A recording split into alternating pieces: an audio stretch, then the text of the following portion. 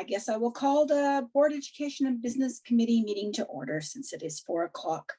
I'd like to respectfully acknowledge that we are meeting on the ancestral grounds of the Coast Salish people, where we are fortunate enough to live, work, and play. I'd like a motion to adopt the agenda, please. Trustee DeGroot and Trustee Croft, thank you. And I need a motion to adopt the minutes of September 28th of our meeting. Trustee Croft and Trustee Spilsbury, thank you. And we also have the minutes of the October 12th special board meeting, Board and Education and Business Committee meeting. I have a motion, Trustee DeGroot. I have a question. Are we not voting? Oh, yeah, I don't know if we need to. You know, what the heck? Yes, we're going to vote. I'm sorry, we'll go back. All those in favor of adopting the agenda? Thank you. And I'll just start again. So now that we have Trustee Doman, could I have a motion to adopt the minutes of the September 28th Board and Education Business meeting? I think we've already done that and seconded, and all those in favor? Thank you. And a motion to adopt the minutes of the October 12th Special Board Education and Business meeting. Trustee DeGroot, Trustee Croft, and all those in favor? Perfect. Okay. I think it's our action list time. Mr. Sandquist. Sorry, thank you. I'll just share the action list. I have it up here. So we have 2 items on the action list. We still need to get to the first one, the QPUSW Time Bank, and that would be part of next budget discussions.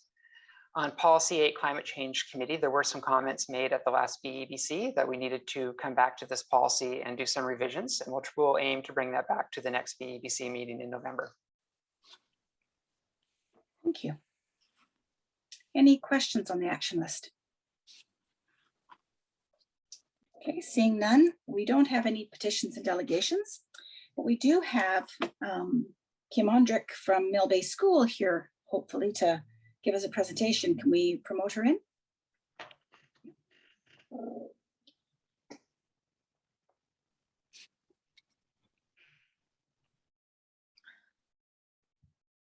Welcome, Kim. It's good to see you.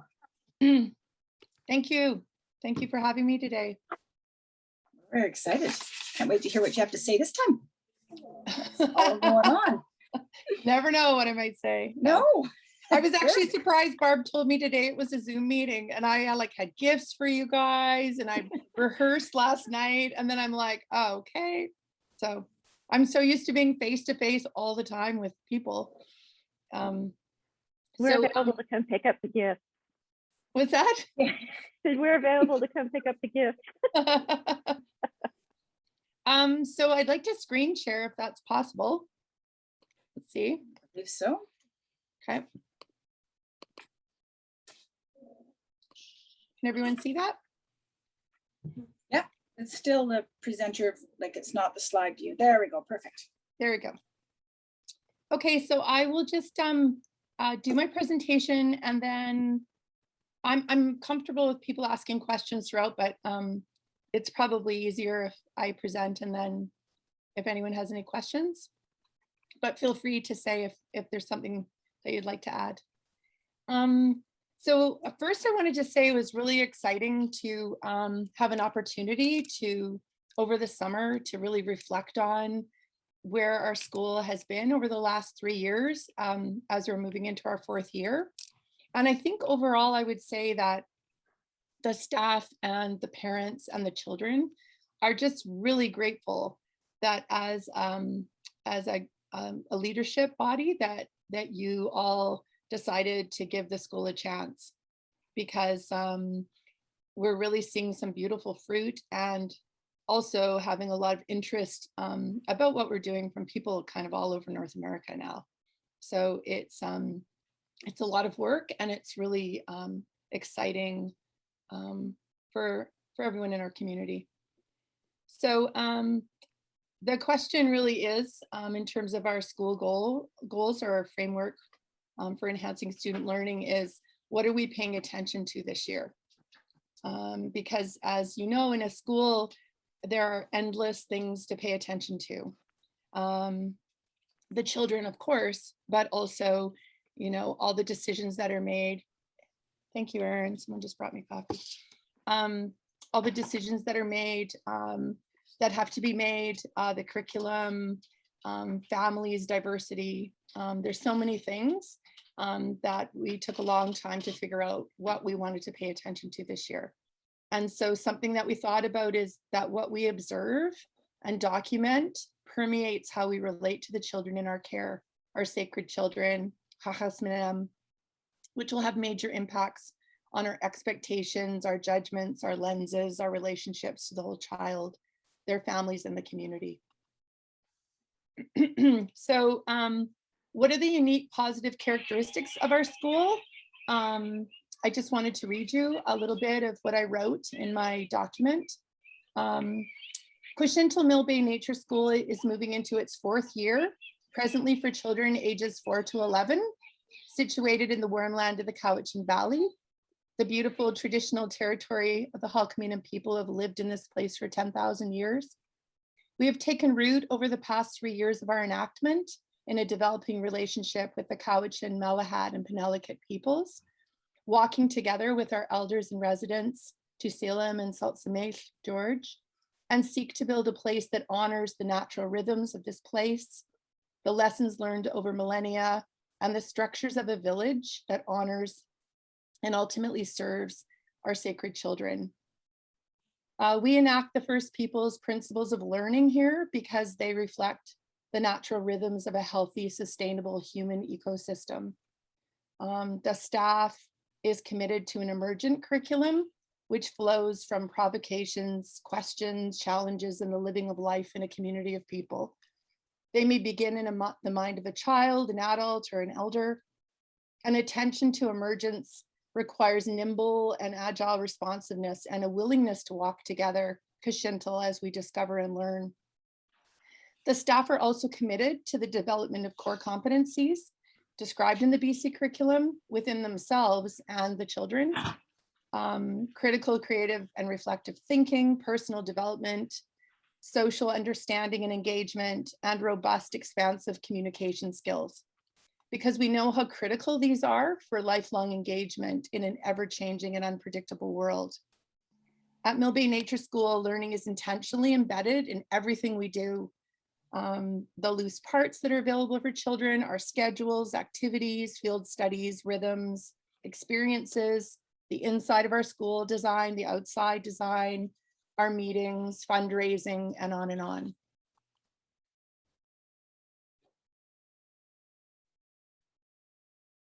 So a little bit of a story about our learners. And this is a really beautiful little video of Anne, who's our outside forest-based teacher. She's a trained forest teacher who, instead of just shutting down risky play on her playground, takes the time to gather the children and talk to them about what's dangerous about what they're doing, how they feel about it.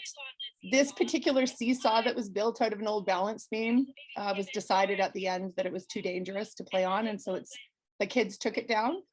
But I love this example of how we work together and how learning is embedded in everything. We just see every opportunity as something that's teachable for the children. She ended up doing a physics lesson. It was really cool.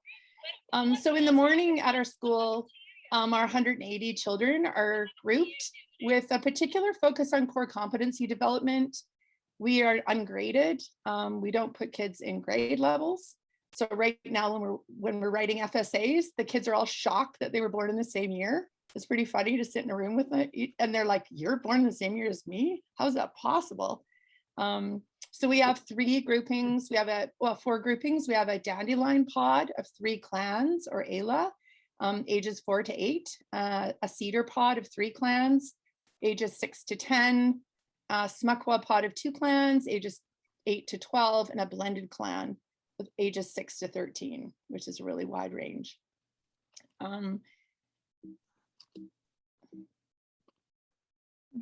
There we go. So there's some images of our beautiful kids. They're quite characters.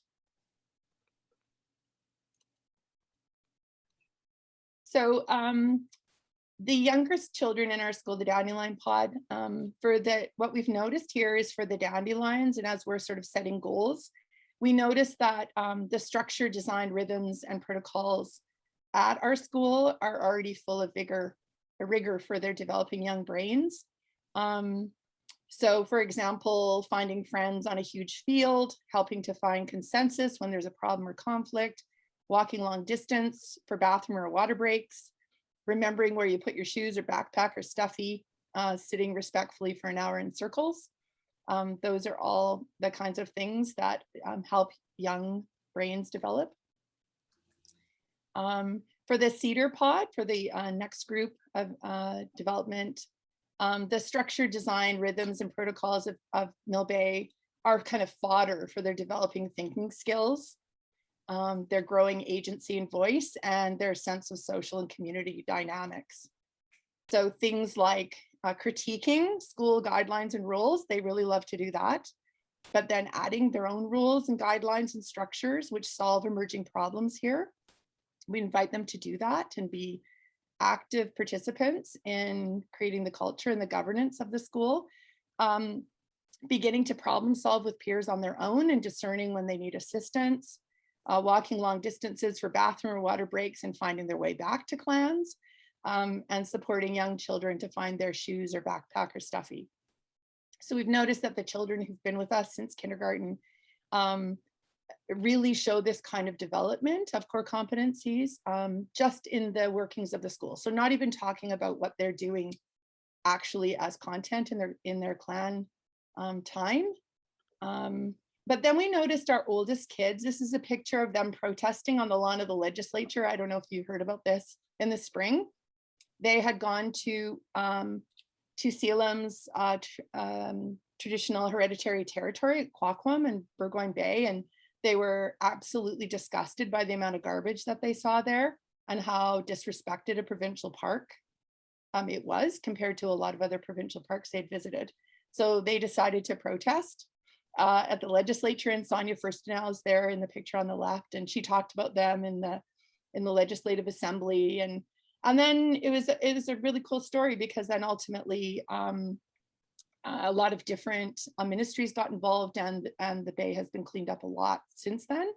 So what we noticed with this age of kids is the structure and design of Mill Bay was actually found wanting for them in our second year. It was great for the dandelions and cedars, but then we felt that this age group, which is an age group even in a traditional elementary school that I'm really familiar with, they start to feel confined, and they need, as they're growing, they need more challenge. So last year, we received a $20,000 grant from the Vancouver Foundation to start thinking about how do we create middle school for kids at Mill Bay, and what would that look like? We worked with elders and knowledge keepers, families. We worked with some university researchers. Even with COVID, we met every month and took it up as an inquiry. What would it look like at our school, and how could we challenge children at this age in a way that was in keeping with the challenges we were offering to our younger kids? So we're still in the process of doing that. This is them taking up school on Salt Spring. And then our blended clan, which was something that we took up last year as kind of in response initially to COVID, but now as a really cool alternative to families that really love homeschooling and spending time with their kids, but also want to have guidance from a trained teacher. And this year, actually, the kids are starting to come to school at times and participate with our bigger school community. So yeah, it's been a really interesting process. They do lots of work in the community as well. So in terms of our goals, that kind of just paints a picture of how we see the children at the school and how we kind of group them. So our goals, we're really looking at weaving the truth and reconciliation calls to action, which has been kind of a seed in our school since Rod and Denise and yourselves kind of began it. The First People's Principles of Learning and the BC curriculum. kind of imagining how do we form a container to hold our children so each can thrive, and what do we need to start working on and pay attention to now that we're moving into our 4th year, and have kind of see what's gone well, and then where do we need to develop. So we have 2 learning goals. The first one is to be really intentional about creating every single day in our school a culture that develops and nurtures literacy. So reading and viewing, writing and representing, speaking and listening in our children, as well as we could see at the same time the need for our teachers and parents and support staff to learn as well. What are the sort of up-to-date, most effective ways that you can work with children on their literacy? And that's so that literacy becomes joy-filled and a deeply valued part of our school culture, and that each child can see their growth over time and really have a hunger for putting in the time and effort it takes to become a talented reader, writer, and really mathematician too.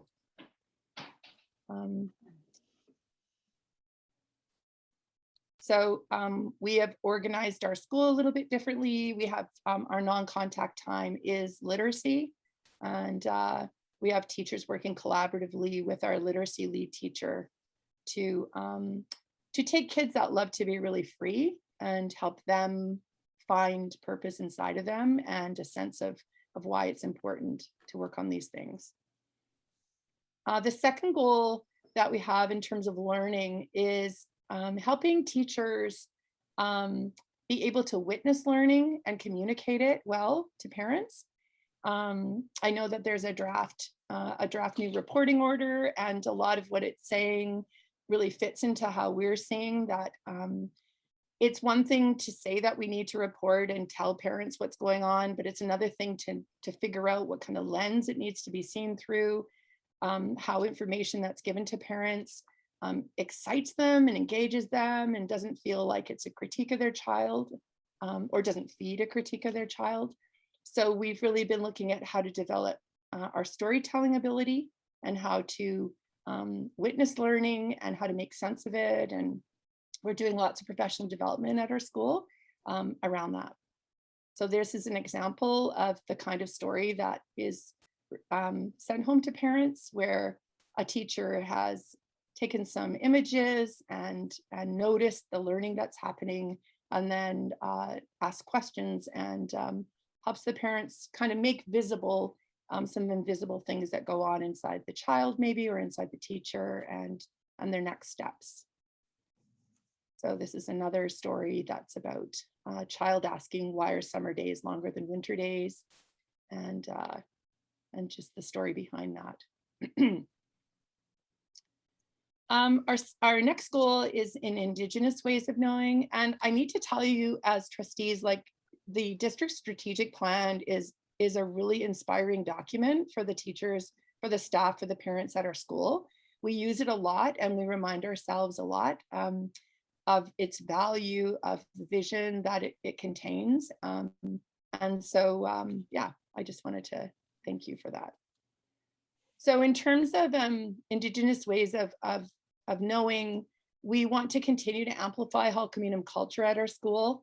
We offered a Halkominum language course this summer on our just outside, and we had parents come and teachers. We had some children come. We had community members just wanting to learn over time, slowly, how to speak more Halkominum. We have drumming every week and singing. We do all our learning in circle. We're trying to learn to be patient and allow things to take the time they take. We recently received a $6,500 grant from to start a mural on the outside of our school. So I don't know if you haven't been here, it looked terrible when we started. It had like rotting wood, and it was just really not the most beautiful structure. And now all the cladding's done. It's finished. The renovations inside are all done. So now we can start to make it a little more beautiful, aesthetically beautiful. So Stuart Pegwan has agreed to begin a mural that depicts the land acknowledgement that our children have been writing and composing here. And so we're really excited about that and hoping that it'll jazz up our school. It'll also communicate to the community and the neighbors what we really value here. And as Tusilam has said to us, and of course other elders, that will be backfilling the 150 years of oppression of First Nations people in Canada. And I have to say, I'm constantly getting messages now from parents who are originally not really sure why we were spending our time on these things. And since the Truth and Reconciliation holiday, are starting to send me their children doing acknowledgements at Thanksgiving dinner, their children singing, 2-year-olds singing Haichka when they're having naps. I'm getting it like almost every day, getting parents seeing how their children are taking up some of these things. And that's really exciting when you see that the work that happens in a school is kind of infectious. So this is Delilah. She is our main composer of our acknowledgement here. She has Indigenous roots. This was the grand opening of our, we have a huge garden now, really flourishing garden. And Delilah's taken on us a beautiful journey with an acknowledgement, which is now a story. It's really the story of the people that lived here. They had ceremonies, and they had agreements with the animals.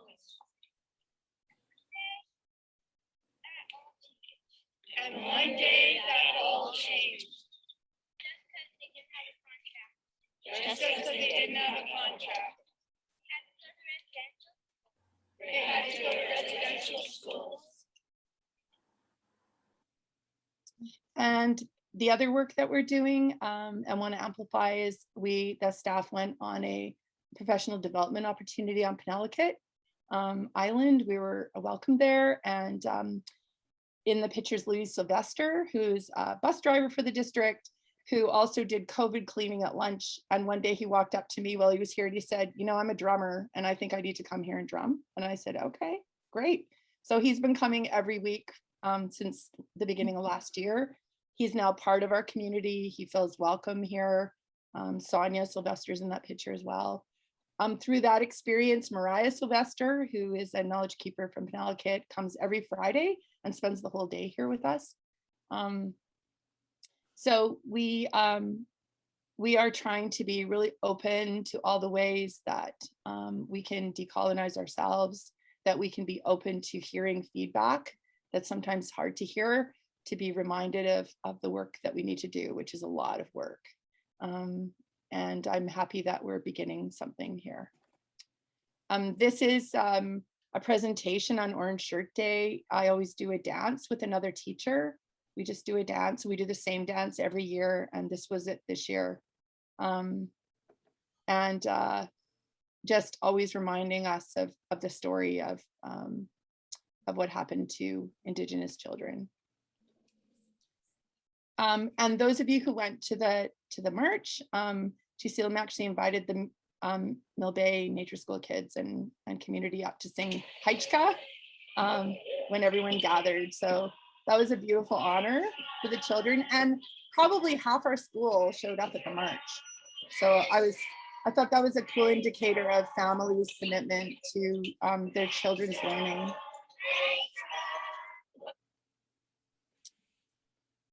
And our final goal is related to the culture of care. And we have been learning here about how to move from sort of democratic decision-making to a more consensus building decision-making. Deb and Tusilam have been mentoring us with that. Chris, the teacher in the orange, was given the responsibility of being the speaker. So his responsibility is to lead these gatherings. Sometimes they're children and teachers, sometimes they're just the children. Well, usually it's kind of all of us, and he leads the conversation and makes sure all voices are heard. And yeah, we're really learning the value, the deep value of coming to understand that decisions take a long time to be made, and they aren't a simple vote. If you want everyone's voices to be heard and you want to honor diverse ways of seeing things, So we started that last year and we want to continue to deepen this. And because we want to promote ever more healthy relationships and partnerships through the development of generous and respectful places for diverse voices and perspectives. And I think we're seeing here that when we vote or when we only have some voices heard, how much is lost and how important it is that children are immersed in a culture where every single voice needs to be heard and listened to and considered. So the last slide I want to share is at our first PAC meeting of the year, and our PAC was definitely struggling with certain people taking over and dominating. And I was watching it and really not sure of what to do and how to help sort of nudge things maybe in a more, in a way that allowed more voices to be heard. And one of our parents, Kate Segal, had gone to the Halkominum language course this summer. And so she stood up in the PAC meeting, and this is what she said.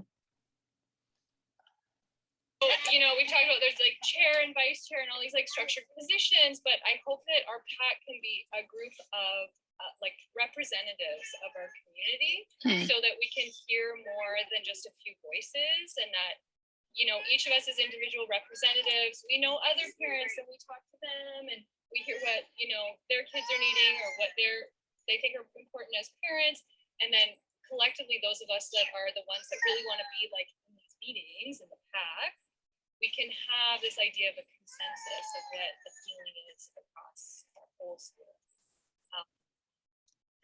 So I love that, because that had nothing to do with me. And I just sat there witnessing like, wow, this is, you know, the work that we do in schools can emanate and make a really big difference in families' lives and parents' lives too.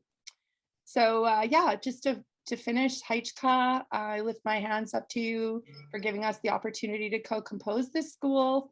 We're just super grateful. Thank you. Thank you very much. Try to stop sharing, sorry. Okay, thank you. Oh, there we go. Okay. That, Kim, is just amazing. It's hard. Time flies. Like the 4th year already. It just seems hard to even fathom. But the depth of which you're going now in those goals, it's just moving. I'm really, really excited. Way more excited now than I was 3 years ago. So I just want to thank you very much. Has anybody else got some statements or questions for Kim? No, I think it was pretty clear. Yeah, good job. Thank you. We're blessed to have you leading that crew and leading our nature school. It's a very good thing. Thank you very much, Heichka. Thank you.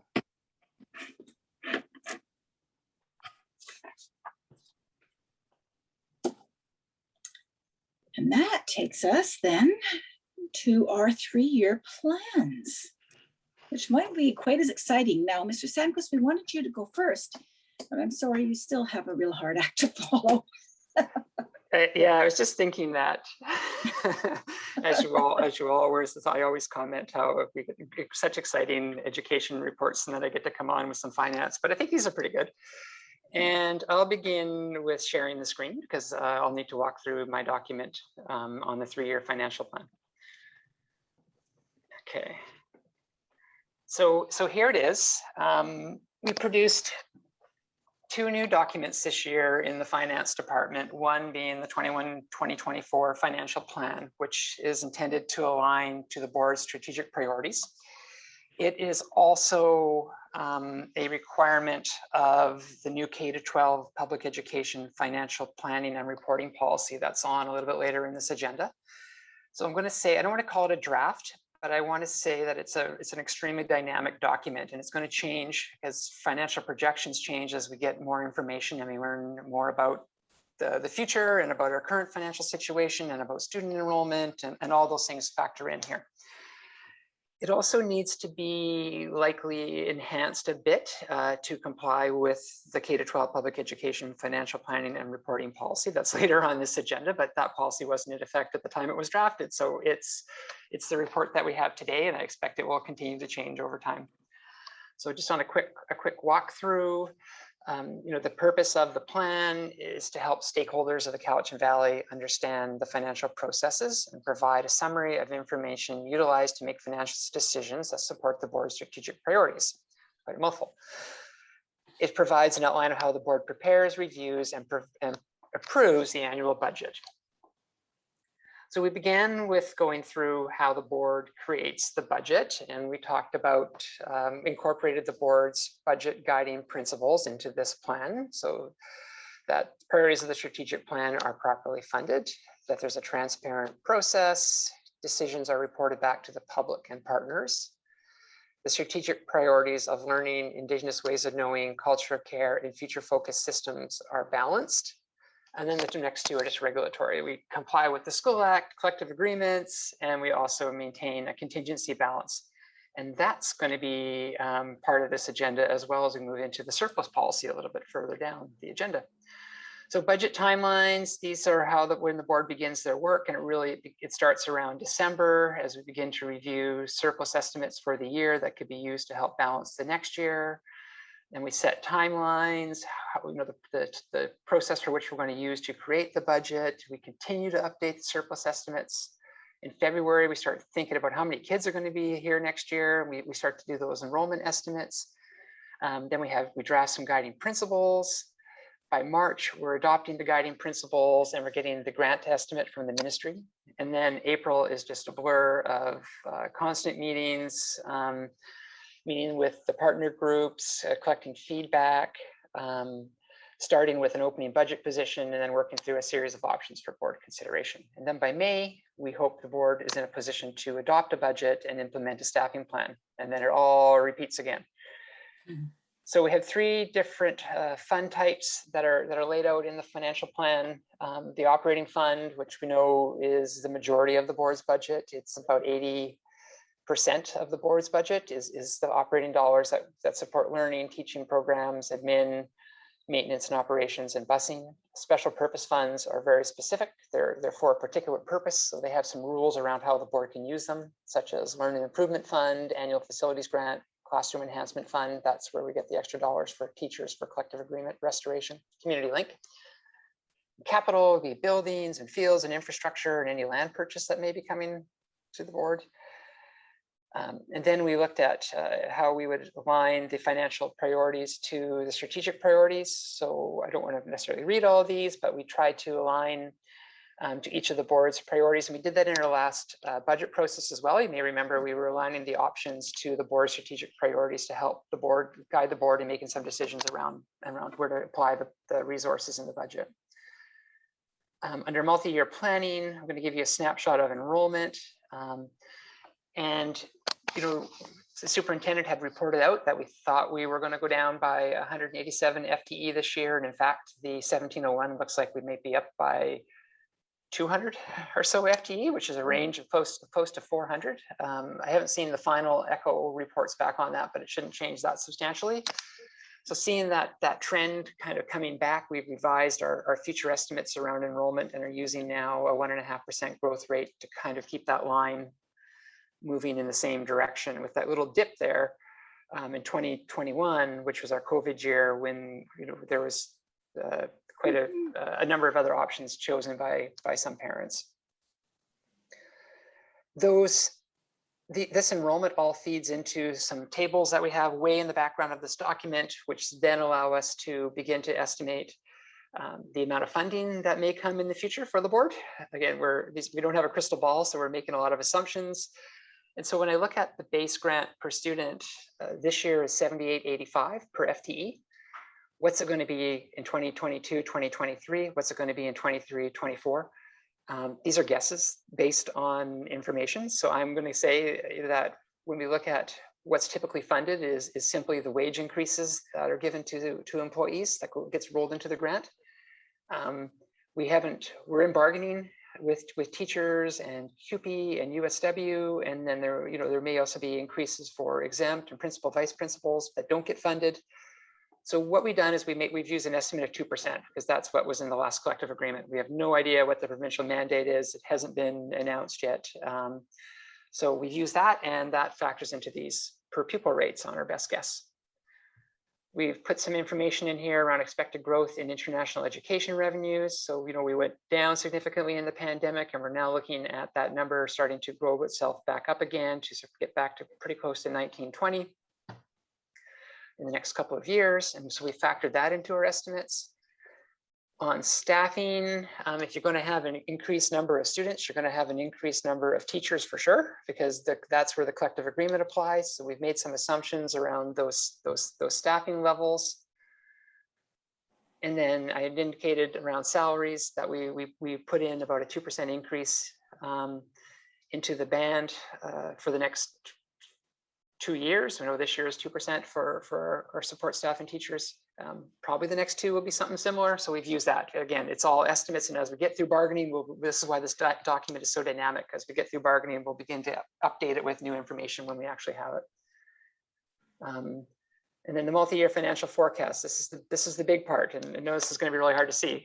So I'm going to try to zoom it a bit here. So we've done it in a way where we can show 2 years of comparatives.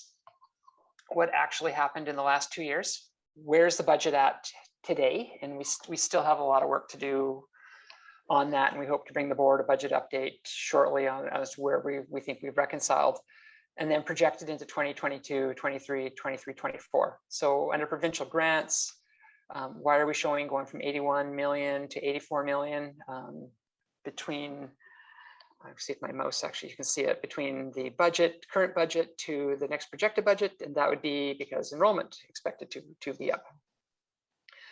And then same thing, you can see the teacher increases built in here, principal increases built in here, education assistants, support staffs, all coming through some tables and behind this benefit expectation rates. We've used the 2% inflation factor. Inflation is quite high right now. So as we look at contract costs and supply costs and utilities, we're assuming those are going to continue to go up with the inflation factor. We may need to come back and look at utilities. I haven't been able to see what's occurred with the Fortis application for an increase in this current school year, but there was a significant gigajoule increase put forward to the regulatory board. And then we get down to the bottom. So what we have right now is we would be projecting at the end of this year to have 3.2 million in surplus left at this time. And we bring that forward. And next year we would see that we think we would need to draw about 1.875 of that to balance that budget. And that would leave 1.366. And then the next year we would need to draw about 1.4, and that would leave no surplus, actually a bit of a negative surplus. But what's not factored in here is whether the board accumulates any unspent funds throughout the year, as we can't predict that will occur every single year, but it has in historically. So we'll need to be thinking about long-term plans around how to address the, what's probably going to be a pressure in about 2 years. And that's the financial report. Thank you. As always, it's so full of information, but thank you. You make it actually understandable in general, most of the time anyway. I appreciate that. Yeah. Keeping up is sometimes the problem, but it's good. Thank you again. Anybody else have any questions or Trustee Croft? I just wanted to echo what you said, Trustee Kemmler, and that, you've taken a big complex picture, but made it really palatable.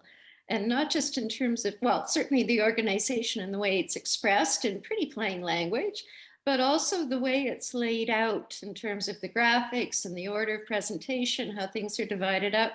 I just, I think what you do is amazing, and it's tough anyway. And then to take it and put it into a way that our community can understand. Kudos, very well done. Thank you so much. Thank you. Yes.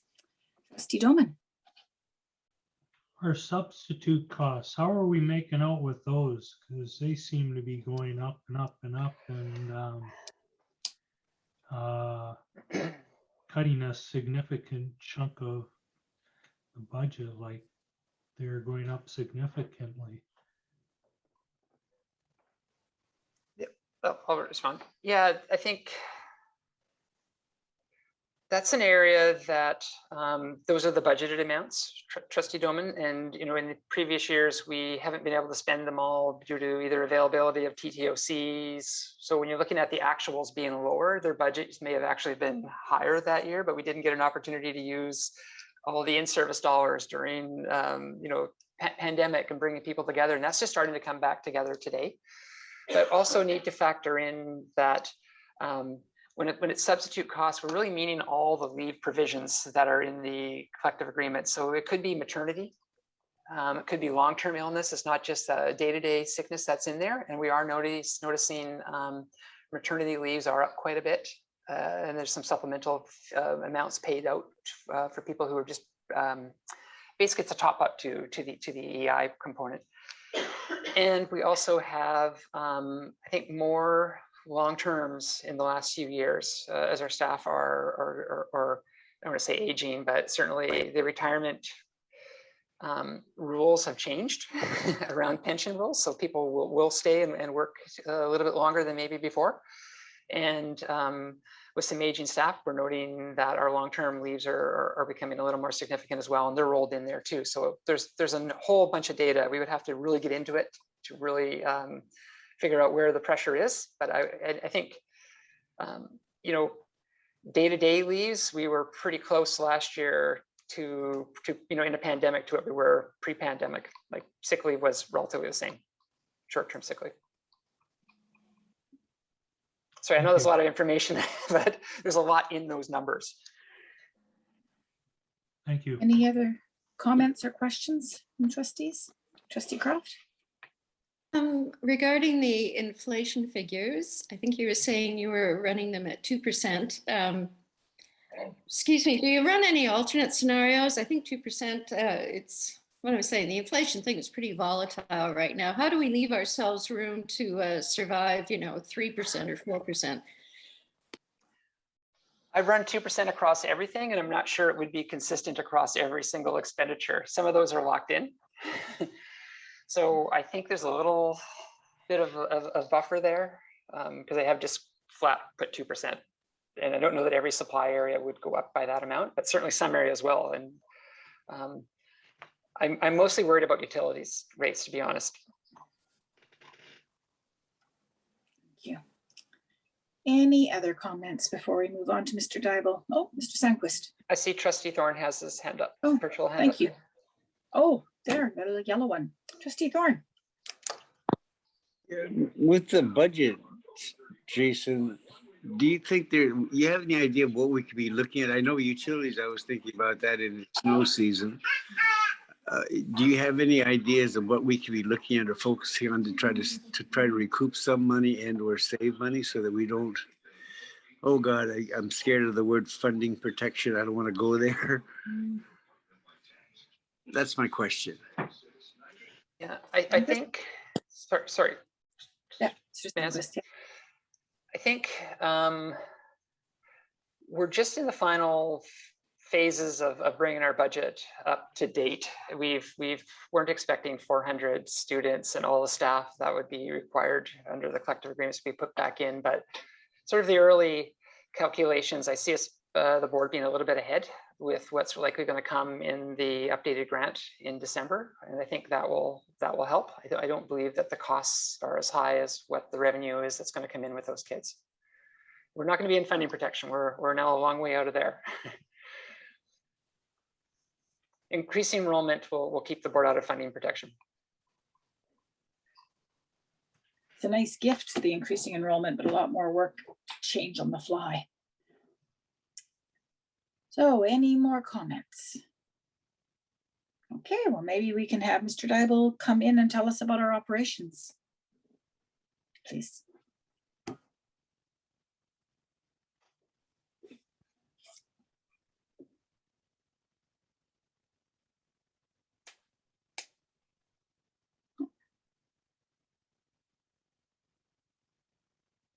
Welcome, Richard. Well, hello, everybody. Hello. All right, so I'll just jump in and start sharing my screen here. Okay, hopefully everybody can see that okay. Okay, so what we're looking at here is our multi-year strategic operational plan 2020-2024 for the operations department. It's a document that we've been canvassing with our employees as well as the management team to come together and put this document together and align it with our global district-wide strategic plan. So one item to quickly focus on here is the brand new electric bus. It's a beautiful photo of that one. You can read it, even says electric powered on it. So it's kind of our pride and joy of our fleet these days. Everybody's envious of it, and I know we all want to take a ride on it. So on one day we will have an opportunity to do so. So as soon as we skip through our quick little table of contents here. So who we are. So our mission and our mission statement, this is actually was a contest we held within our work groups for them to put together what best described them and supported them in what they do on a day-to-day. And so employees submitted their responses, and then it was voted on within the work groups. And this one was selected as their favorite. So it made our strategic plan, and it is being that we are committed to providing excellent service out front and behind the scenes to support our district. And I think that does capture us very, very well. Operations is very much a support function of the district and support function of our community. So we try to really strive in that realm. So who we are at this current time. So we are capital planning and implementation. We have facility rentals, grounds, health and safety, maintenance, and transportation. So we're quite a diverse group over here that are passionate about what we do. And we are also, as the district is, we are going through a very transitionary period as we learn to adapt into a new way of teaching and learning. So it's been, as well as retirements, to be honest, it's been a really exciting time in this area, in this group and this team, as we kind of say goodbye to a lot of the past ways of doing things and look forward to the future and the new ways of doing things. So you can see a little bit of our support equipment, from our white fleet to our dump truck and our backhoe for our grounds team. So we did align our multi-year plan to really be a focus and a function on our 4 strategic goals, like learning and culture of care and future focus. So as I go through this, you'll see those will be the main themes. Our main quotation that we wanted to really emphasize is that we also want to inspire young, and we want to inspire often. I have learned in my short several years here is that operations does largely step in and are supporting behind the scenes, and they have kind of lost their connection with what we do, what our real true purpose here is, and that is to provide a learning environment supportive of our children, to make sure that they can get the best foot forward in life and education. And so we do want to be part of that. And we know that some of these children will grow up to be bus drivers and custodians and trades. So we want to inspire that. And so we've talked about this, and we want to learn how to integrate operations within early learning and K-12 programming. We want to introduce and engage learners in various aspects of school operational support. And we want to assist with the renovations of spaces necessary to support childcare and outdoor classrooms. And so all of these we already do in some way, but we really kind of want to emphasize that. So we want to get in front of classes again. And maybe if we're doing work in a classroom, not shut it down to the students and say, we need your space and you need to relocate for the day, but actually book a learning exercise where a plumber or an electrician or a carpenter could come into that classroom and do a little bit of work while the students learn and can ask questions. So it is something we're looking for, those opportunities, and we're going to be reaching out to the schools to see when we can create those and really, really get in front of those classrooms. And also provide opportunity for students and things to partake here in our shops, have a visit, book a tour of our automotive, the bus compound, so they can see the buses that some of them drive, see where they get fixed, and actually engage in that type of work as well, or our wood shop. see where this little where the sandbox was actually created and brought to site. So we do want to open things up and provide those opportunities. By the way, that we've got here Ken and Sean and Ron that actually created and installed this playground, or sorry, the sandbox that was put forward from Maple Bay, and the kids absolutely couldn't get enough of it. And they've respected it really well. It looks pretty close to the same condition it was when it's installed. So that is always an applause right there. It's really happy to see that when things are respected that well, and as well as the community, because it is exposed to everybody. The next strategic goals we have is under our Indigenous ways of knowing. So we really truly recognize that we're all connected, from even the way we operate within our support function here, but way the students learn and engage as well within classrooms. And we all have a role to play in this connection. So as part of our function, we want to embrace an environmentally sensitive way of thinking that will form the foundation for decision-making. So it's just, we naturally ask those questions. Have we considered this, or does it consider that? Not being kind of forcing the thought process, but actually make it part of the foundation for our decision making. We want to engage in knowledge sessions on the historic lands and culture of our local Indigenous peoples. With our geographical area of our school district, there's so much to learn on the history on that. And it's a piece that largely our work groups are missing. So we would like to also engage and learn and connect with that aspect of things. We want to support the schools with the creation of outdoor learning spaces, which we're already heavily involved in. Rethink the use of our school sites to create greater access to natural play. That's a bit of a challenging one, because we do have a traditional way of using our fields and areas, but we do want to try to open up the minds to, well, do we actually use that to access the majority of our students, or is it a very small contingent of students? How can we create greater access to it? So we're going to be spending the next several years kind of rethinking our school sites and how we access them. We've already started incorporating Hulkaminum greetings and messaging on our school buses, and we're looking to expand that for several other opportunities throughout the years, trying to figure out how we can get greetings put in.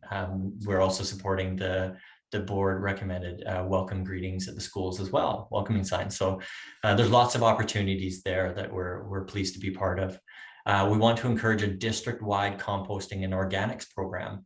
We have already got acquired through a bit of a partnership with actually Nanaimo Regional District. They gifted us a whole bunch of our green composting bins. So we're looking to get those out to the schools as soon as we can get the resources to coordinate that program. So it's a really exciting time for us as well. Culture of care. So as I'm sure everybody can appreciate, we're looking to continue to destigmatize mental health. Due to COVID times and stuff, that added stress on people really made mental health a heavy conversation. And there's a lot of people that still feel that mental health is a little bit shameful. And we want to move past that. We want it to be that your mental health is such a normal conversation that people just, feel comfortable, and they don't have to hide or be shameful of it, that we can express it to each other and support each other through it. We'd like to encourage operational staff to engage in school activities and events, create a focus towards projects that promote equity and inclusivity. We want to explore further community engagement opportunities. And we'd like to expand knowledge sessions to include SOGI, respectful workplace, Indigenous knowledge, inclusivity, and diversity. It is something that we're finding that we would like to expand on. We're a little bit behind. We're focused on certain areas, and we want to broaden that spectrum. So we're looking to open that up with, in session educational sessions, or even through attendance and Pro-D functions. So we got great opportunities coming up over the next several years for that as well. And you can see one of our rainbow crosswalks that it was beautifully done. And we also have Louis. He's one of our bus drivers that him and his friends actually do a lot of the drumming for Kim out at Mill Bay Nature School. So that's really fun if you have an opportunity to ever listen to them. Pretty amazing stuff that they do. And one thing that we really want to do is we want to rep ourselves by being the change. We want to be leaders in that, and putting ideas forward and really working with our work groups to kind of say, what do we do now? How do we represent you? And not really dictating to them how to do it, but having them help engage in process and be part of it. In that way, we have better engagement and buy-in for us moving forward. So we really, as holistically, want to be the change. Future focus systems. So the strategic goals here, we're looking to really align with our district strategies in our strategic plan. So we're looking to do that more quarterly to try to make sure and find out where we're at, where we're going, and see how we're progressing through it. We want to create more online learning opportunities for all staff. We want to expand our maintenance and renewals programs and just kind of get things a little bit more digital and organized. And that way it's a little bit easier to forecast our future needs when it comes to these those departmental needs. Create opportunities for staff knowledge sharing sessions. Complete a transportation review and align outcomes with the strategic plan. As we know, that component was already done, so that's one to check off. Implement new custodial techniques, including the bucket system for chemical control. We also want to increase alternate fuel options, including electric alternatives within the school bus and light duty fleets. We've got our first bus that we purchased that's in fleet now and active, and we have 2 more that are purchased and on their way and should be kind of coming in the new year. So exciting opportunities there. The technology isn't quite there to go white fleet yet, but we're got our eyes and ears out there waiting for that to come aboard, and we'll be looking to pursue that as well if it's a viable option to us. So I guess on closing thoughts is that through awareness and thoughtful planning, we are able to remain flexible and adaptable, which allows us to respond to an ever-evolving educational system. Each year, we evaluate the future needs of our district to not only learn from the past, but to also keep looking forward. We aim to challenge the status quo and are eager to explore progressive alternative ideas. By engaging staff in knowledge sharing sessions, we can gain expertise and better support our learners in an efficient and rewarding way. And that's our strategic plan. Thank you. Any questions or that I may answer? There we go. Thank you so much. That was it's so great to have our operations have you marrying up to the strategic plan as well, because I agree. I think the more we're all married up and the children can see, because it is we're all in it. We're all doing it together. So it's really nice that I really feel that you guys are alongside and working with us. Does anyone have any other questions? Trustee Croft.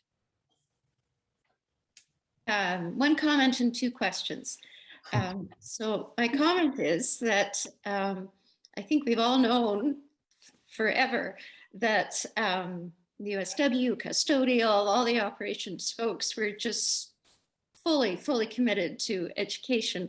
And I think this document and the process you've gone through has given voice to that, where there wasn't really that much opportunity previously. Sort of something we all knew and something we're just so glad that has been put to paper and said out loud and with ways to actualize it. So thank you for that. My first question is, thinking back to when we purchased the electric bus, at one point, there's quite a price differential between the old icky gas buses, right, and the electric buses, but there was some granting involved in there. Can you refresh me on how that all worked and if there are grants available going forward? I might actually pass this one to Jason. So there is a grant program, but they've actually changed it. So now they've actually created a bit of a loan program for access as well. We do have rebates, but it's a little bit more complicated, I guess I'll say. Jason, do you mind speaking to that one? Sure. Yeah, it is quite a price differential. It's about $200,000+ between an all-electric and a diesel bus. The first bus that we were invited to participate as one of the few districts in the first round of electric school buses in public schools in the province, and that came with significant amount of grant funding. I think the board's contribution on that bus ended up being under I think about $13,000 to actually buy it. So that one was good. The second time around, there's still grants, but they don't get all the way there. So the board were participating in, or about to participate in a loan program, which funds the differential and funds the charging station and funds, I think, also an upgrade to the district's power from the roadway, and that is going to leave, I think the number, going from memory, I believe we were looking at somewhere around $60,000 a bus for the loan portion. But what you do with the loan portion is you only have to pay back the demonstrated savings. So what you're saving in fuel every year. So, and it's extremely low interest. So it became a very easy way for districts to pay the difference without going into their own budgets. So if it doesn't actually save any money, you don't actually have to pay back the debt. And if it saves money really quickly on fuel savings, then the debt gets paid down very quickly as well. Thanks, Jason. Thank you. You had one more question, Trustee Croft? Yes. So the putting more operation staff into the classroom and in front of the classroom, I know some of the barriers to that has just been plain old scheduling in the old world and that. So how are you doing with conversations about moving that forward? Has that started to happen yet? It has started. We actually have our new facility manager that is going to be starting on the 8th of November. So we haven't moved it along very far because we wanted that person to be able to have their voice engaged in it as well. But the intention there is that we'd be looking to do it during, like, we'd want to hit the elementary more in the afternoon type times. So that way it's not super disruptive in their day, because we find that when that kind of thing happens, they get a little amped up. So we are looking to do that as more of like a 1 o'clock type feature. And that way that work will continue once the class is dismissed. They can actually go in and get the main disruptive component, engage the students, and then actually get the work done once the 2:15 kind of dismissal hits. A high school is going to be a little bit different story. We haven't had the dialogue on exactly how that's going to happen yet. Just because their learning is quite a bit more intense and not as free floating. So we were planning on engaging principals and maybe even a couple teachers on how we could actually do that the best. But those conversations haven't happened yet. Thank you so much. Trustee Dolan? I've noticed in the last year, Alexander School, the outside of that building has been looking a lot nicer, and the grounds have looked a lot better than they have in years past. Is that something we're going to continue to do, spruce up the outside of those schools so they do look more appealing than they have been in the past? Short answer is yes, but there is a long answer to that depends on a prioritization of what its facility condition index is. So we're really trying to capture the highest needs. So Alexander had some exterior cladding that was end of service life. And if you don't replace it, you start getting a lot more deterioration in the building, which costs a lot more money.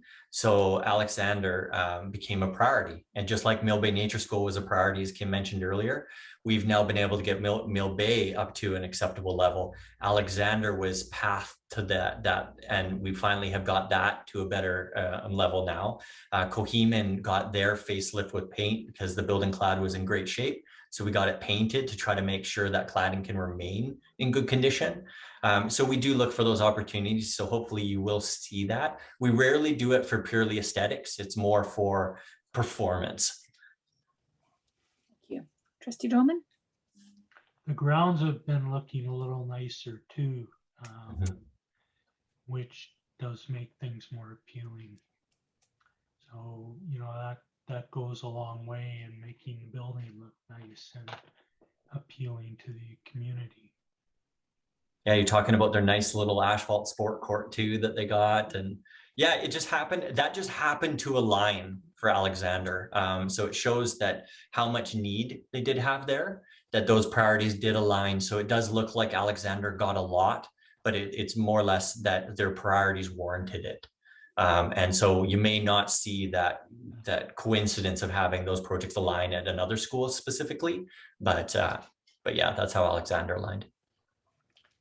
And do you plan on keeping it looking good for the future?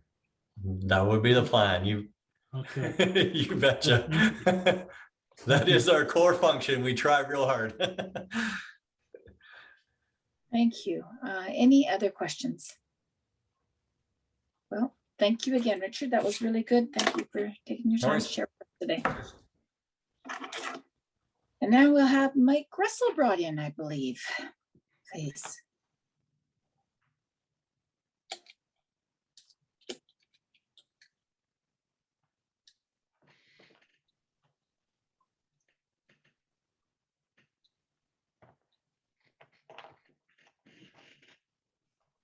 Hi, Mike. Welcome. Good evening. Evening, everybody. Thanks for having me up today. So I wanted to go through our storytelling strategy for the district.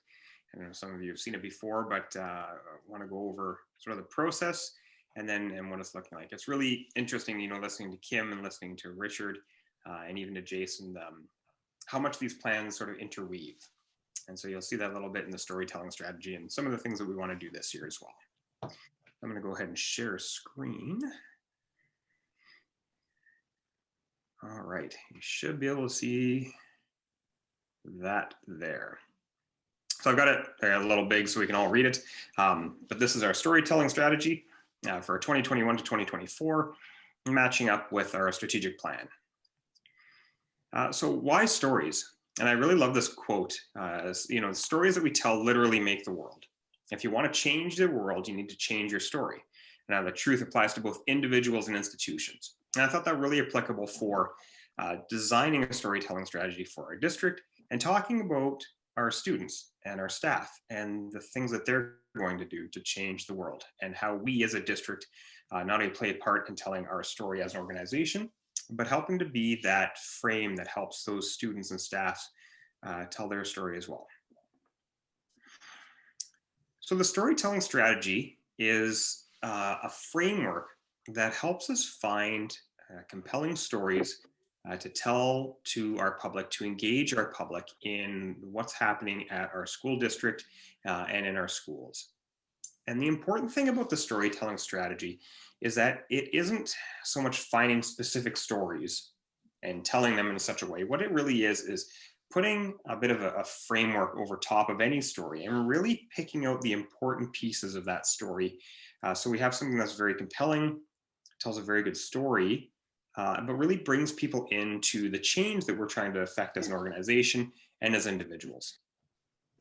So how have we told our stories? Well, typically in the last 3 years, we've done a couple different ways of storytelling, but mostly it's been through really captivating photography, some compelling text that accompanies that, and then using inspiring videos. We work with Keywork Productions, and they help me do all the video storytelling that our district does. And they're a key partner in what we put out every year. So our stories typically go 3 places. They go on Facebook, on our Instagram, and then on our website and through to Twitter. And so we have a bunch of stories that go up that way, sorry. So through the research that I did before I started crafting the storytelling strategy, I went through all the stories that we told, and I looked for the stories that resonated with our communities. And not just stories that got the most likes on Facebook or the most retweets on Twitter, but ones that also generated conversations. And because that's really what we wanted to do. We want to have that conversation with our community to not only have the story, but to kind of dig deeper and be able to have that back and forth conversation with them. So I found that stories that dealt with Indigenous education, community service, land-based learning, or individual contributions to community were the biggest stories. So we had lots of different types of stories, but those 4 really stood out.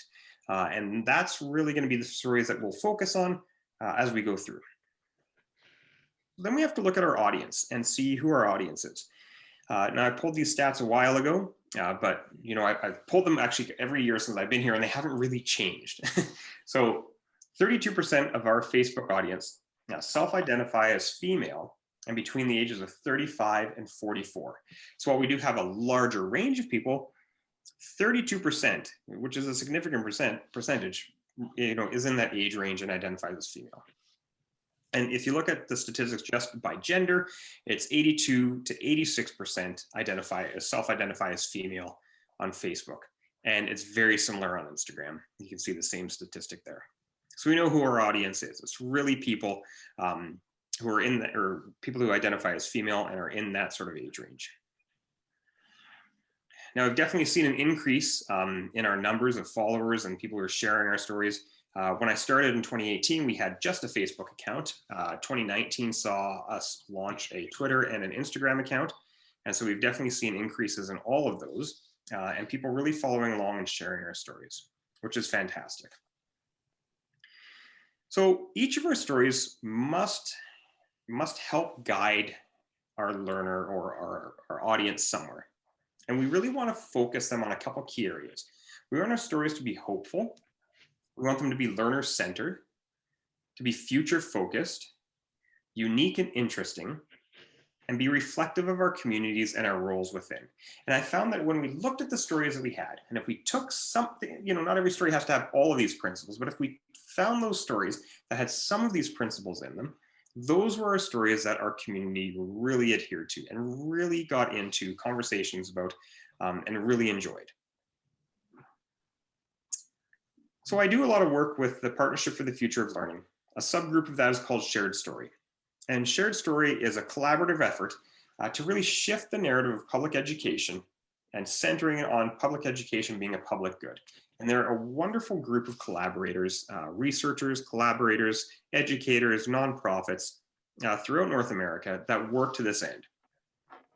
And so they have a strategy screen. And what that is putting basically a screen over top of your story and saying, you know what, you've got a story, you want it to be hopeful, you want a couple of different things of it, but what do you offer in terms of that story to people? So we know our stories need to advance a bold vision. They need to offer solutions and inspire action. They need to navigate, leverage, and shift frames.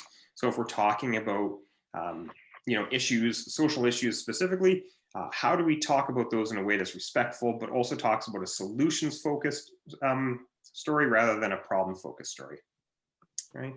We need to illuminate structural inequalities, and we need to build power and participation. We need people who are involved in our stories, who are part of our stories, who read our stories, to feel empowered and to have an action out of that. So our goal for the 2021 to 2024 storytelling strategy is to inspire hope. We know that the last couple of years have been very hard on people. And if we focus our energy on inspiring hope within our school district, within our staff, and within the community at large, it's definitely going to resonate. So now how do we actually tell those stories? We know what the stories are. We know how to frame the stories. We know what things we want people to get out of the stories. What do we actually do? What functional things are we actually going to do? Well, we're going to do individual school stories. And we did a few of these in the year that 2019, I guess, when COVID just started up in March. But previous to that, September to January of that year, we did a couple school stories, and they were wonderful. We have a mini documentary series. We've done Ha Ha Smanem, and we've done Nutsumat Squallowin. So Ha Ha Smanem was the first year that we did it, talking about our Indigenous culture teachings that we have. And then during COVID, we did our Nutsumat Squallowin video, which is talking about how the school district pivoted into more of a community service organization as that pandemic unraveled in front of us in 2019 and 2020. We have our in-house stories, which is me out at a school with a camera. And then we have our Indigenous education. So we have Hello Dolly and our Hulkaminam language lessons. And then we also have media outreach. So our individual school stories, they're 2 to 3 minute videos. They really focus on some of those things, Indigenous education or community service. We did 8 videos in 2019, 2020, and they were very well received. And the nice thing about those ones too is it really, because it focuses on a school, it really hyper focuses the story in on the staff and the school community. So there's a huge sense of ownership and belonging when those stories were launched, and something we saw over and over again as we went through that video series. Our mini documentary series, again, we did our Ha Ha Smanem and our Nutsumat Squallowin. I explained both of those. Our in-house stories. So between October 2018 to, I guess, March 2019 or 2020, sorry, when COVID kind of hit, we had done 220 in-house stories. And like I said, that's me with a camera at a school or an event, going out and talking to the students, talking to the staff, parents, school community, doing some photography and telling those stories on their behalf. Indigenous education. We had Hello Dolly, where our district elder and knowledge keeper will answer your questions that can be submitted to her. And I was just in conversation with Dolly today about bringing that back now that we're starting to see COVID wane and we're able to get safely together. And we're also talking about Hulkaminam Word of the Week. I know our Indigenous education section is doing a fantastic job on engaging our school communities and even other community members in Hulkaminam language lessons and knowledge sessions. And how do we incorporate that into something where we can have that version of that accessible all the time. And so we did have Hall Community Word of the Week in our first year in 2019. And we did a word series for that, and that was very well received as well. And finally, media outreach, focusing more on ensuring that the media get copies of and get information from our stories that we're putting out, and hoping that they are able to help us spread that word. And then one of the other really important things is staff engagement and representation. So what we found is at the end of the week, every week during those first 2 years, I would do a wrap up, and it would go out to all our staff about stories that happened throughout the district. So we would do the stories that I had produced and were on Facebook. We would take information from the media, looking at media monitoring. So if there's stories in Cowichan Valley Citizen or CTV, and all of that information would go out to all staff. And what we found is that there was a huge uptake in ownership of those stories, as well as people feeling very empowered to tell their stories. So every Friday I'd send that out first thing in the morning. It was probably out by 7 o'clock, so teachers could have it in their inboxes before they started their day. And I would get a flood every Friday for the next week of stories that teachers or others would want me to come to their classrooms or their work sites and explore with them.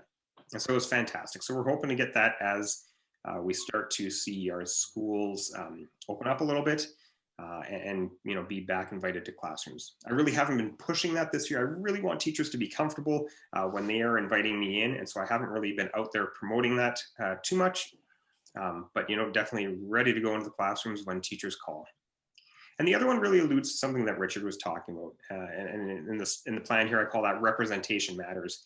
And it's not just me being in a classroom talking to students. It is making sure that we highlight the work of all our staff throughout our district and the stuff and what they bring to our district. So talking to Richard about, looking at operations, how does operations work and what stories can we highlight there? We've done stories on bus drivers before. I'm just writing up a story on an Indigenous ISW, Indigenous worker from Francis Kelsey. And what he brought to the school in terms of relationships with students. And it's a fantastic story.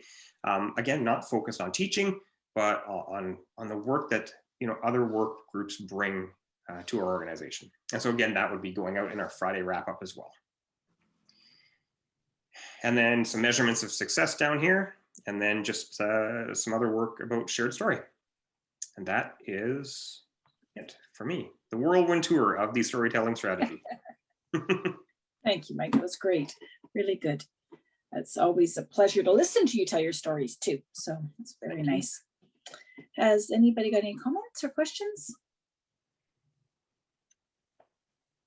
Very clear, I think. Thank you so much, Mike. And I will move on to number 7. Thank you very much. Thank you, everybody that presented. That was really good. Very nice. So, Mr. Sandquist, if you'd like to carry on with 7.1. Okay, I'm back. These are information items at this point. I wanted to review with the EBC the 2 new ministry policies around surplus and around financial planning and reporting. These policies are going to impact the board's contingency policy, which is also included in this agenda as it was created before these additional steps were required. So the board are expected to update their policies by January to comply. And so I just wanted to review them here and take them through the next audit committee meeting, which we're going to try to schedule in November to begin to work on potentially revising that contingency policy. And then we'll bring it back to November BEBC and then hopefully through the board cycle after that. So I'm going to begin by sharing. And I'll do this quite quickly, just give you some highlights of this new policies. So we've got to find it here. Oh, that's not it. A moment.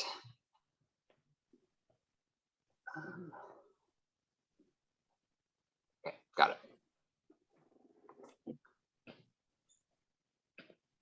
And this is actually how they look on the ministry website. This is the best we can print them. So the first policy for the board to be aware of is the accumulated operating surplus policy.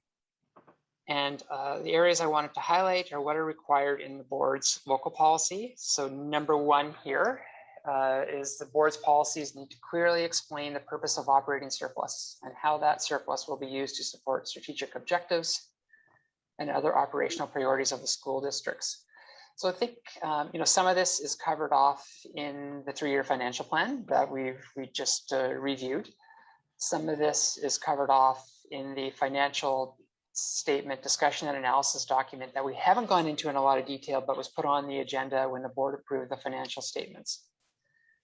It must also include guidelines on how inter-fund transfers will be managed. So this would be moving money from the operating budget into, say, local capital. So let's say the board wanted to do a major technology upgrade in 5 years, and we're going to begin to save for that. And in saving for that, you were going to move money, $200,000 a year into the local capital fund. So currently, boards can just do that, but there needs to be some process now around that. So there's a lot more monitoring and ministry direction now, I would say, around board finances and around how boards use their surplus funds. And I think what was occurring with some school districts is they were parking money in capital so as not to have it appear as part of their surplus. So basically, it's kind of hidden over in the capital fund. So there needs to be some transparent process for moving money. And the third part here is outline how financial risk will be mitigated by establishing a contingency operating surplus. And the board have that. So that is what the board's policy currently is around contingency and why you have a contingency and how to use a contingency. So that part of the policy, I think, is good.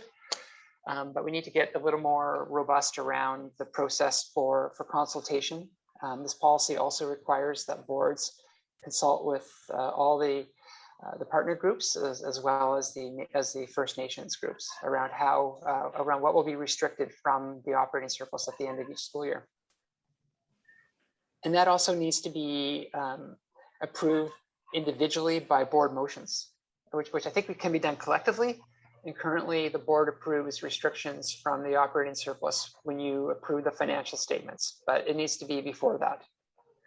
So we'll have to think about how we manage that process, potentially in June when we begin to predict what's going to be in what we're going to need to restrict as far as funds. We may have to have the board go through a process around that. So we need to establish what that process will look like. Will it be, just an email to the partner groups for feedback, or is it another liaison type meeting? Like, all that stuff needs to be figured out. This is all really very, very new. So I just wanted to bring this to your attention. So they're going to need to have a little more enhanced policy around how surplus is restricted, around what the purpose of unrestricted operating surplus contingency is for. You can also restrict surplus funds in the event that wanting to share on a capital project. So if you could restrict surplus funds for, say, Cowichan Secondary, which has a board commitment, or if you had a future capital project and the ministry said you need to come up with 10% of the contribution in the next 4 years, you would need a process for how you're going to do that. And then local capital, I was just talking a little bit about that when I used the tech example, and then ministry oversight, which I think is key here. What we know is that of 60 school districts, 17 of them do not have unrestricted surplus. And I think that's partly one of the reasons for this is that there's 17 school districts that the ministry has some concerns around their financial health when you don't have any contingency. But they also may be strategically not showing any contingency and putting it in different pockets to kind of make the argument that they don't have funding. So there's a lot of work to do here. I'm mainly bringing it here for information right now because it's all brand new, and I know that trustees will learn more about this as well through VCSTA. The second part that came with the surplus policy is a companion guide, which lays out. Well, I guess I'm on a bit of a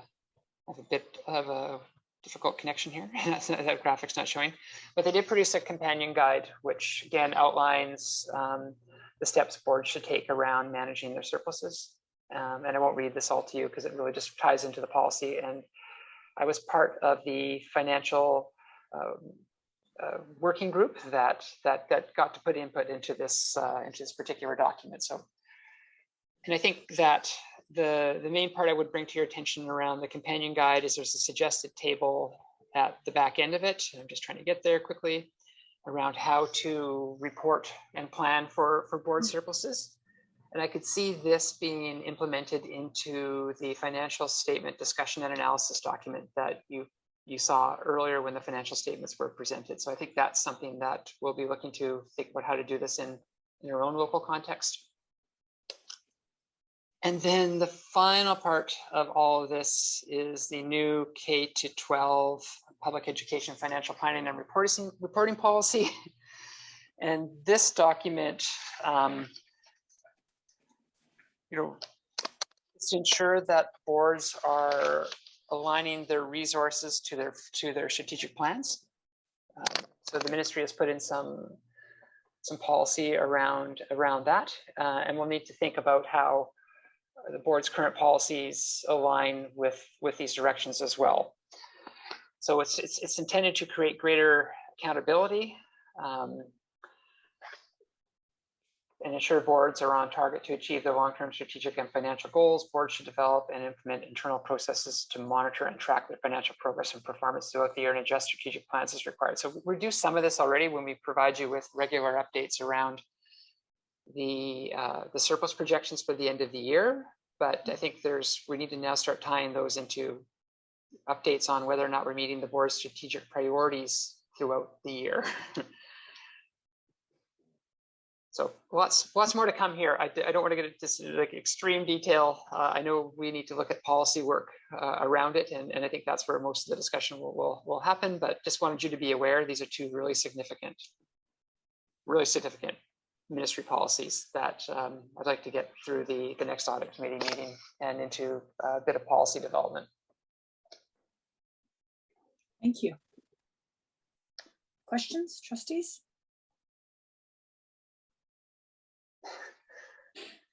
I know it's you can read. I don't want to read them all to you. I mean, I try to just go over the highlights. It's basically more accountability, more ministry oversight. I don't know. I don't want to think that they're not trusting us, but I think we're pretty transparent in our school district around our processes and our surplus. I think this is probably in response to maybe some district that wasn't, and now there needs to be policy around it. So we're all going to have to play by these rules, and we'll bring more information. I don't know that it's a ton of additional work from what we're currently doing, other than we need to do some consultation before we actually finish the financial statements. And I don't know how we do that in the summer. Right. Okay. Thank you. It's a lot more work for you, for sure. We'll be on standby to hear all about that. That's good. Thank you. Any other questions? No. Okay. Trustee Kraft, would you like to do the highlights of our advisory committee meeting? Yes, I would. Thank you so much for the invitation and the opportunity to share what the committee has been doing this month. So just to remind you, the advisory committee offers information and insights from the board's educational partners. And so that's one of our ways that we stay informed. At the October meeting, the partners indicated that everyone has settled into the new school year, and we're really benefiting from the returns of sports and the freedom to learn and play with their broader school communities. And I hate to tell you, but nobody's missing cohorts. So people are glad to have welcomed back that freedom. And generally, folks reported that this has contributed to a particularly upbeat spirit in the schools. And I think that's the human tendency to just really appreciate the things that we have been missing for so long. Under Truth and Reconciliation, or as Trustee Thorne, and I appreciate his interpretation of it, which is Truth for Reconciliation, that's a standing item on our agenda with the committee. And so the committee offered a bit of a debrief. You may recall September 30th was the first national event or national day. And so there were a ton of things going on. So they offered us some of this feedback. At this point, schools would be interested in a little bit more on some of the ground level, day-to-day cultural observations such as etiquette and seasonal practices. And we're working on getting those out to people. Information on being an active ally and an active witness. And again, we have some materials ready to share and that we already have shared on that. And then one of the other items, excuse me, on the that was discussed was the food programs. Cowichan has just so many food programs, and we are doing, I think, pretty good job of making sure that our students and families have food. But it seemed like a good time to have a check-in as to how that's working on the ground for everybody. And again, best we can tell, pretty positive reports. The system is quite flexible and can respond immediately if we discover someone or a family in need. It can pivot immediately and provide the resources they need. Food generally recognized that food distribution was important in maintaining social connections during the shutdown. And the committee had some suggestions and some experience in looking for synergies between the food program and all different kinds of learning opportunities, whether it be distribution, food handling, community service, to make sure that those things get worked into the food program and just leverage it as a broader community good. So lots of good things going on in the schools and lots of very good ideas and input from our partners who are on the ground and have so much to offer the board as we move forward and make decisions. So thank you. Thank you, Elizabeth. That was very comprehensive. Appreciate that. I hope it Seeing that wasn't too long as well. No, I didn't. I didn't think so. It was great. It was great. Okay. If seeing that we have no other business, could we have a motion to adjourn, please?